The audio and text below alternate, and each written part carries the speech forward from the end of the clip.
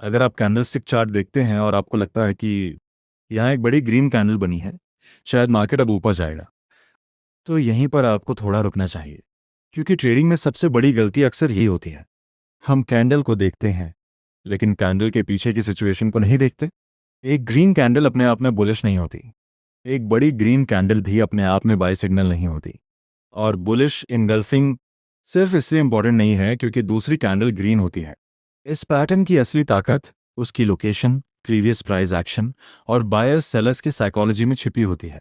आज हम bullish engulfing को सिर्फ पहचाना नहीं सीखेंगे, हम इसे चार्ट की तरह पढ़ेंगे। आप समझेंगे कि ये पैटर्न बनते समय मार्केट में वास्तव में क्या हो रहा होता है। क्यों पहली कैंडल बेरिश होती है, दूसरी कैंडल इतनी बड़ी क्यों हो सकती है, क्या हर बुलिश एनगल्फिंग रिवर्सल देता है, कब ये पैटर्न फेल हो सकता है। सपोर्ट पर बने बुलिश एनगल्फिंग और बीच मार्केट में बने बुलिश एनगल्फिंग में क्या अंतर है, वॉल्यूम का क्या रोल है, और सबसे इंपॉर्टेंट, अगर आपको बुलिश एनगल्फिंग दिखाई दे जाए तो तुरंत ट्रेड लेना चाहिए या इंतजार करना चाहिए। इन सवालों को स्टेप बाय स्टेप समझते हैं। बुलिश एनगल्फिंग सामान्यतः दो कैंडल्स का पैटर्न होता है। पहली कैंडल बेरिश होती है, दूसरी कैंडल बुलिश होती है। लेकिन सिर्फ दो कैंडल्स होना काफ़ी नहीं है। दूसरी बुलिश कैंडल की बॉडी पहली बेरिश कैंडल की बॉडी को एनगल्फ करती है, यानी बायर्स ने पिछले कैंडल के बेरिश मूवमेंट को पूरी तरह कवर कर दिया। अब यहाँ एक चीज़ समझना बहुत ज़रूरी है। हम बॉडी की बात कर रहे हैं, विक को देखकर पैटर्न को गलत तरीके से आइडेंटिफाई नहीं करना चाहिए। एक सामान्य विजुअल स्ट्रक्चर कुछ ऐसा होता है, पहले रेड कैंडल और उसके बाद बड़ी ग्रीन कैंडल जो पिछली रेड कैंडल की बॉडी को ढक देती है। अब सवाल है, ये स्ट्रक्चर इतना इंपॉर्टेंट क्यों है। इसका जवाब कैंडलस्टिक के अंदर छिपा है। पहली बेरिश कैंडल को ध्यान से देखिए। उस कैंडल के दौरान सेलर्स ने कंट्रोल रखा। ओपनिंग प्राइस ऊपर था और क्लोजिंग प्राइस नीचे। इसका मतलब उस पर्टिकुलर पीरियड में सेलिंग प्रेशर ज़्यादा था। अब मान लीजिए मार्केट पहले से ही नीचे जा रहा है, कई कैंडल से प्राइस गिर रहा है। इस सिचुएशन में सेलर्स को कॉन्फिडेंस हो सकता है। बहुत से ट्रेडर सोच रहे होंगे ट्रेंड नीचे है, प्राइस और नीचे जा सकता है, हर बाउंस पर सेलिंग करनी चाहिए। अब इसी सिचुएशन में पहली बेरिश कैंडल बनती है। देखने में कुछ अनयूजुअल नहीं लगता, लेकिन अगली कैंडल में पूरी कहानी बदल जाती है। अब दूसरी कैंडल शुरू होती है। शुरुआत में सेलर्स फिर से प्रेशर बनाने की कोशिश कर सकते हैं, लेकिन किसी पॉइंट पर बायर्स एक्टिव हो जाते हैं। प्राइस ऊपर जाने लगता है, और सिर्फ थोड़ा ऊपर नहीं। बायर्स इतनी स्ट्रेंथ दिखाते हैं कि कैंडल की बॉडी पिछली बेरिश कैंडल की बॉडी को पूरी तरह कवर कर देती है।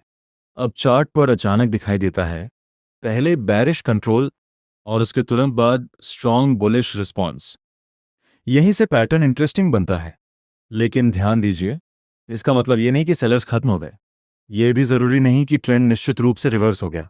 इसका मतलब सिर्फ इतना है कि उस पर्टिकुलर एरिया में बायर्स ने सेल्स के मुकाबले मजबूत रिस्पॉन्स दिया है, और यही रियलिस्टिक इंटरप्रिटेशन है।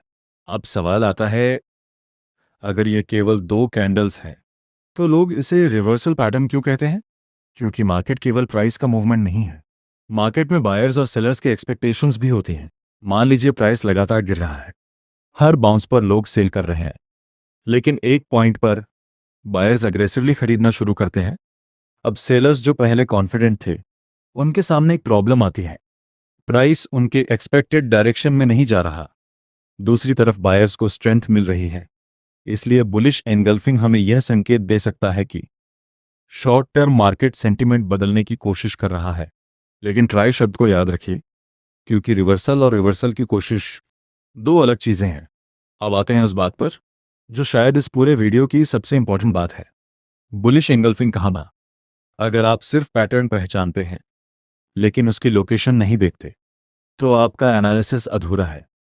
मान लीजिए चार्ट में प्राइस लगातार नीचे जा रहा है और अचानक बीच रास्ते में बुलिश एंगल्फिंग बन गया। क्या यह रिवर्सल है? हो सकता है, लेकिन प्रोबेबिलिटी को केवल पैटर्न देखकर जज करना सही नहीं होगा। अब दूसरी सिचुएशन देखिए, प्राइस गिरते गिरते एक पुराने सपोर्ट लेवल के पास पहुंचा। वहां सेलर्स ने प्राइस को नीचे धकेलने की कोशिश की, लेकिन प्राइस नीचे टिक नहीं पाया और उसी एरिया पर बुलिश एंगल्फिंग बन गया। अब सिचुएशन ज्यादा इंटरेस्टिंग है। क्यों? क्योंकि हमारे पास दो चीजें हैं, पहली सपोर्ट एरिया, दूसरी बुलिश प्राइस एक्शन। अब पैटर्न की कॉन्टेक्स्ट मजबूत हो सकती है। मान लीजिए किसी स्टॉक का प्राइस 500 से गिरकर 450 आया। 450 के आसपास पहले भी प्राइस कई बार रुक चुका है। इसका मतलब ट्रेडर्स इस एरिया को महत्वपूर्ण मान सकते हैं। अब प्राइस फिर 450 के पास आता है। पहली कैंडल बेरिश बनती है। सेलर सोचते हैं सपोर्ट टूट जाएगा, लेकिन अगली कैंडल में बायर्स आते हैं। प्राइस तेजी से ऊपर जाता है और पिछली बेरिश बॉडी को एनगल्फ कर देता है। अब क्या हुआ? सेलर्स ने सपोर्ट तोड़ने की कोशिश की, लेकिन बायर्स ने उस एरिया को डिफेंड किया। यही वह कॉन्टेक्स्ट है जो बुलिश एंगल्फिंग को ज्यादा मीनिंगफुल बना सकता है। लेकिन फिर भी हमें कंफर्मेशन चाहिए। कंफर्मेशन का मतलब यह नहीं कि कोई मैजिकल इंडिकेटर आपको बताएगा अब बाय करो। कंफर्मेशन का सिंपल मतलब है आप जिस इंटरप्रिटेशन पर विचार कर रहे हैं, क्या अगली प्राइस एक्शन उसे सपोर्ट कर रही है? उदाहरण के लिए, बुलिश एनगल्फिंग बना, अगली कैंडल भी बुलिश रही, प्राइस एनगल्फिंग कैंडल के हाई के ऊपर टिकने लगा। अब बायर्स की फॉलो थ्रू स्ट्रेंथ दिखाई दे सकती है। लेकिन अगर बुलिश एनगल्फिंग के तुरंत बाद एक बड़ी बेरिश कैंडल आ जाए और पूरा बुलिश मूवमेंट वापस मिट जाए, तो प्रीवियस पैटर्न कमजोर हो सकता है। इसलिए पैटर्न दिखाई देना एक ऑब्जर्वेशन है और उसके बाद प्राइस का बिहेवियर कंफर्मेशन का हिस्सा हो सकता है। सीधा जवाब है नहीं। और यही बात बिगिनर्स को सबसे पहले समझनी चाहिए। अगर किसी स्ट्रैटेजी में लिखा हो जब भी बुलिश एंगल्फिंग बने बाय कर दो, तो उस स्ट्रैटेजी को ब्लाइंडली फॉलो करना सही अप्रोच नहीं है, क्योंकि मार्केट में वही पैटर्न अलग अलग सिचुएशंस में अलग बिहेवियर दिखा सकता है। एक बुलिश एंगल्फिंग स्ट्रॉन्ग सपोर्ट पर बन सकता है, दूसरा रेजिस्टेंस के नीचे बन सकता है, तीसरा साइडवेज मार्केट के बीच में, चौथा बहुत बड़े न्यूज़ मूवमेंट के बाद। सभी का कॉन्टेक्स्ट अलग है। इसलिए पैटर्न को देखकर पहला सवाल बाय करूं नहीं होना चाहिए। पहला सवाल होना चाहिए ये पैटर्न किस कॉन्टेक्स्ट में बना है। अब ट्रेंड की बात करते हैं। अगर मार्केट लगातार लोअर हाइज और लोअर लोज बना रहा है, तो ओवरऑल स्ट्रक्चर बेरिश हो सकता है। ऐसे मार्केट में बुलिश एनगल्फिंग बनना इंटरेस्टिंग है, लेकिन इसका मतलब यह नहीं कि पूरा ट्रेंड तुरंत बदल गया। कई बार मार्केट एक छोटा पुल बैक देता है, फिर ओरिजिनल डाउन ट्रेंड कंटिन्यू करता है। इसे समझना बहुत जरूरी है। Bullish engulfing short term bullish momentum दिखा सकता है, लेकिन जरूरी नहीं कि वह लॉन्ग टर्म ट्रेंड रिवर्सल हो। इसलिए आपको दो अलग सवाल पूछने चाहिए। शॉर्ट टर्म क्या हो रहा है और हायर टाइम फ्रेम पर क्या हो रहा है। मान लीजिए 5 UTE चार्ट पर बुलिश एंगल्फिंग बन गया, प्राइस ऊपर जाने लगा, लेकिन 1 HOUR चार्ट पर वही प्राइस एक मेजर रेजिस्टेंस के नीचे है। अब क्या होगा? 5 MINUT चार्ट आपको बुलिश मूवमेंट दिखा रहा है, लेकिन हायर टाइम फ्रेम आपको बता रहा है कि ऊपर एक बड़ा ऑब्स्टेकल मौजूद है। यानी छोटी टाइम फ्रेम की बुलिश कैंडल बड़े टाइम फ्रेम की रेजिस्टेंस को ऑटोमेटिकली खत्म नहीं करती। इसलिए एक्सपीरियंस ट्रेडर्स केवल एक टाइम फ्रेम पर निर्भर नहीं रहते, वह मार्केट को ब्रॉडर कॉन्टेक्स्ट में देखने की कोशिश करते हैं। अब बात करते हैं वॉल्यूम की। अगर बुलिश एनगल्फिंग बनता है और उस मूवमेंट में पार्टिसिपेशन भी मजबूत दिखाई देता है, तो ये एडिशनल इंफॉर्मेशन दे सकता है। लेकिन वॉल्यूम को भी ब्लाइंडली इंटरप्रेट नहीं करना चाहिए। हाई वॉल्यूम का मतलब हमेशा बुलिश नहीं होता। किसी न्यूज़ इवेंट के कारण भी वॉल्यूम बढ़ सकता है। इसलिए वॉल्यूम को प्राइस एक्शन के साथ पढ़ना चाहिए। आपका उद्देश्य यह समझना है कि क्या बुलिश मूव के पीछे मीनिंगफुल पार्टिसिपेशन दिखाई दे रही है। बहुत से बिगिनर्स केवल कैंडल की बॉडी देखते हैं, लेकिन विक भी महत्वपूर्ण इंफॉर्मेशन देती है। मान लीजिए बुलिश एंगल्फिंग कैंडल बहुत बड़ी है, लेकिन ऊपर लंबी विक भी है। इसका मतलब प्राइस ऊपर गया, लेकिन वहां सेलिंग आई और प्राइस कुछ नीचे वापस आया। अब दूसरी सिचुएशन देखिए। बुलिश कैंडल स्ट्रॉन्ग बॉडी के साथ क्लोज करती है और अपर विक बहुत छोटी है। दोनों कैंडल्स बुलिश हो सकती हैं, लेकिन उनकी क्लोजिंग बिहेवियर अलग है। इसलिए कैंडल को केवल रंग से नहीं पढ़ना चाहिए। बॉडी, विक, क्लोज, लोकेशन, सबको साथ देखना चाहिए। अब एक ऐसी सिचुएशन समझिए जो बिगिनर्स को अक्सर फंसा सकती है। प्राइस लगातार गिर रहा है, एक बुलिश एनगल्फिंग बनता है, आप सोचते हैं अब रिवर्सल। प्राइस थोड़ी देर ऊपर जाता है, फिर रेजिस्टेंस पर पहुंचता है और अचानक सेलर्स वापस आ जाते हैं। प्राइस फिर नीचे आने लगता है। अब क्या हुआ? पैटर्न जरूरी नहीं कि गलत था, हो सकता है पैटर्न ने शॉर्ट टर्म बाइंग दिखाई हो, लेकिन बायर्स मार्केट को बड़े ट्रेंड में रिवर्स नहीं कर पाए। यही डिफरेंस है शॉर्ट टर्म रिएक्शन और कंप्लीट ट्रेंड रिवर्सल में। अब इमेजिन कीजिए, प्राइस 100 से 80 तक गिरा, फिर 85 तक वापस आया। 85 के आसपास एक पुराना रेजिस्टेंस है, उसी एरिया के ठीक नीचे बुलिश एंगल्फिंग बनता है। अब क्या आप सिर्फ पैटर्न देखकर बुलिश हो जाएंगे? नहीं, क्योंकि प्राइस के ऊपर रेजिस्टेंस है। अगर बायर्स उस रेजिस्टेंस को ब्रेक नहीं कर पाते तो बुलिश कैंडल के बावजूद प्राइस फिर रिजेक्ट हो सकता है। यही रीजन है कि लोकेशन पैटर्न से ज्यादा महत्वपूर्ण हो सकती है। एक प्रैक्टिकल फ्रेमवर्क याद रखिए। पैटर्न को 3 लेयर्स में देखिए। लेयर 1 ट्रेंड, मार्केट ओवरऑल किस डायरेक्शन में है। Layer 2 location, pattern support, resistance या किसी इंपॉर्टेंट जोन के पास बना है।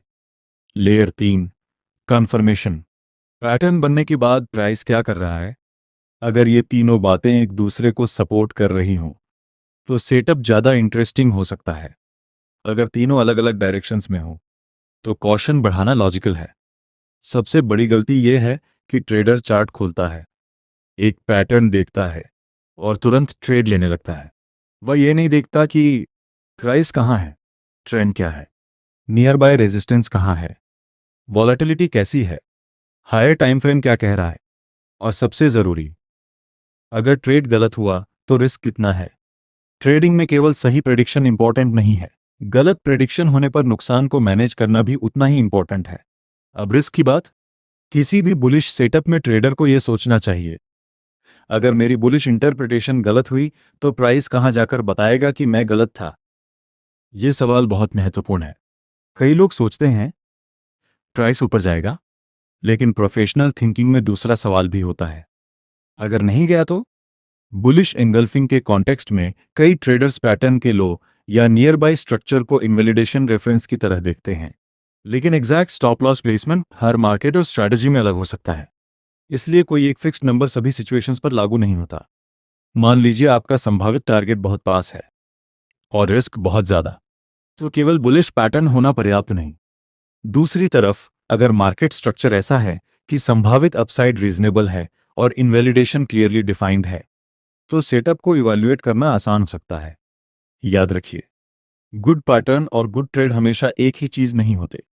पैटर्न अच्छा हो सकता है, लेकिन लोकेशन खराब हो सकती है या रिस्क बहुत बड़ा हो सकता है।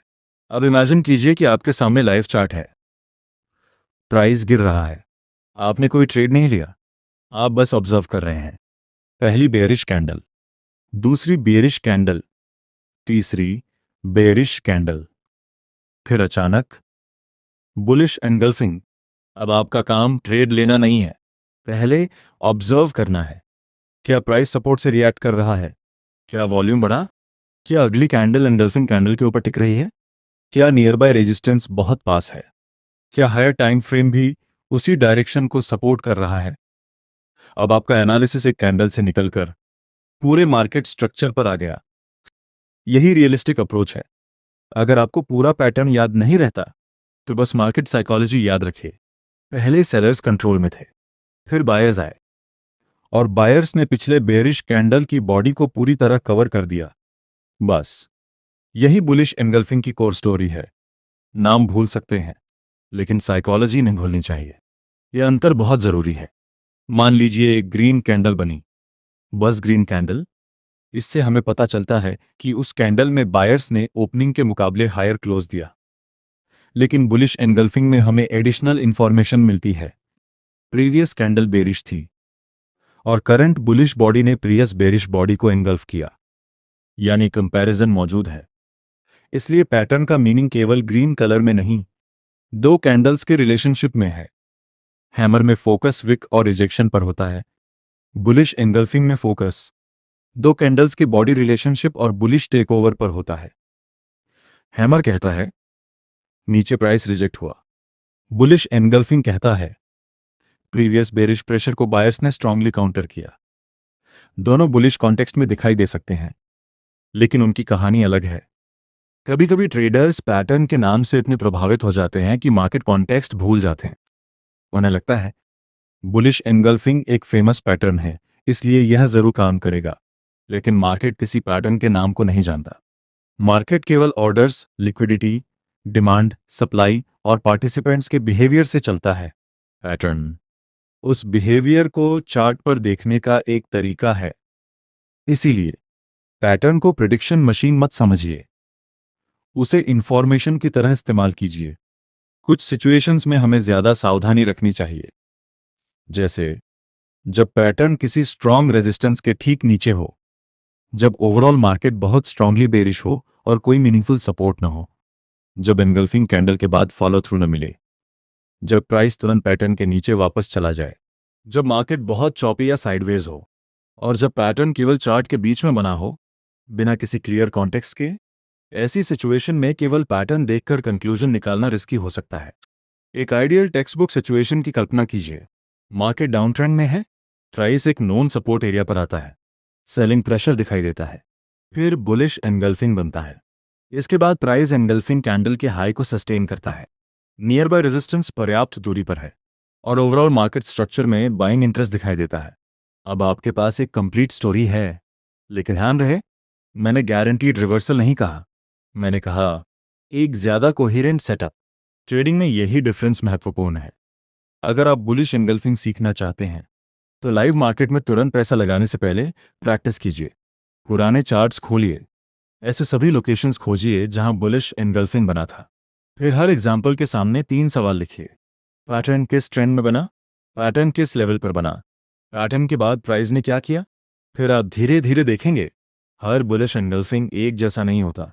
कुछ स्ट्रॉन्ग मूव से पहले बने होंगे, कुछ छोटे पुलबैक से पहले, कुछ कंप्लीटली फेल हुए होंगे। यही अभ्यास आपको पैटर्न की वास्तविक नेचर समझाएगा। जब भी आपको बुलिश एनगल्फिंग दिखाई दे, इस सीक्वेंस को फॉलो करके सोचिए। पहले ट्रेंड देखिए, फिर लोकेशन देखिए, फिर पैटर्न की स्ट्रक्चर वेरीफाई कीजिए, फिर वॉल्यूम और प्राइस रिएक्शन ऑब्जर्व कीजिए, फिर कंफर्मेशन देखिए, और अंत में रिस्क को इवैल्यूएट कीजिए। यानी पैटर्न सबसे पहला सवाल नहीं है, पैटर्न पूरी एनालिसिस का केवल एक हिस्सा है। तो आज हमने बुलिश एनगल्फिंग को सिर्फ एक इमेज की तरह ही देखा। हमने इसकी पूरी मार्केट साइकोलॉजी समझने की कोशिश की। पहली बेयरिश कैंडल सेलर्स का कंट्रोल दिखाती है, दूसरी बुलिश कैंडल बायर्स की मजबूत प्रतिक्रिया दिखाती है। जब दूसरी कैंडल पहली बेयरिश बॉडी को एनगल्फ करती है तो बुलिश एनगल्फिंग स्ट्रक्चर बनता है। लेकिन असली सवाल वहीं खत्म नहीं होता। हमें देखना होता है ये पैटर्न कहाँ बना, किस ट्रेंड में बना, सपोर्ट या रेजिस्टेंस के पास बना या नहीं, वॉल्यूम और फॉलो थ्रू कैसा है, हायर टाइम फ्रेम क्या बता रहा है, और अगर हमारा एनालिसिस गलत हो जाए तो रिस्क कितना है। यही चीज़ एक पैटर्न को सिर्फ चार्ट की आकृति से एक मीनिंगफुल प्राइस एक्शन ऑब्जर्वेशन में बदलती है। याद रखिए, बुलिश एनगल्फिंग का मतलब प्राइस अब जरूर ऊपर जाएगा नहीं है। इसका मतलब इतना है कि एक बेरिश फेज के बीच बायर्स ने अचानक मजबूत प्रतिक्रिया दिखाई है। अब मार्केट उस रिएक्शन को आगे बढ़ाता है या सेलर्स वापस कंट्रोल ले लेते हैं। यही अगली कहानी है, और एक ट्रेडर का काम उस कहानी को फोर्स करना नहीं, बल्कि उसे पेशेंटली ऑब्जर्व करना है। पॉज, क्योंकि ट्रेडिंग में हर कैंडल अपॉर्चुनिटी नहीं होती, हर पैटर्न सिग्नल नहीं होता, और हर बुलिश कैंडल बाय करने की वजह नहीं होती। एक डिसिप्लिन ट्रेडर पहले पूछता है, मार्केट मुझे क्या बता रहा है, फिर पूछता है क्या मेरे पास पर्याप्त कंफर्मेशन है, और उसके बाद ही किसी डिसीजन के बारे में सोचता है। यही बुलिश एनगल्फिंग को समझने का रियलिस्टिक तरीका है।